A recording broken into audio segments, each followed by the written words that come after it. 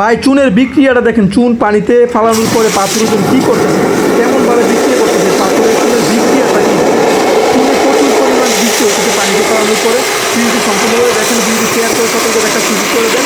প্রচুর পরিমাণে বৃষ্টি হচ্ছে দেখেন, প্রচুর পরিমাণে গরম ধোঁয়া বার হচ্ছে এই বক্তা থেকে। এই যে দেখেন কিসের পরিমাণে ধোঁয়া বার হচ্ছে যা বলার বাইরে, প্রচুর তাপটা আগে বলে। এই যে দেখেন ধোঁয়াগুলো কেমন করে বার হচ্ছে, প্রচুর পরিমাণে ধোঁয়া বার হচ্ছে পাথরের চুন।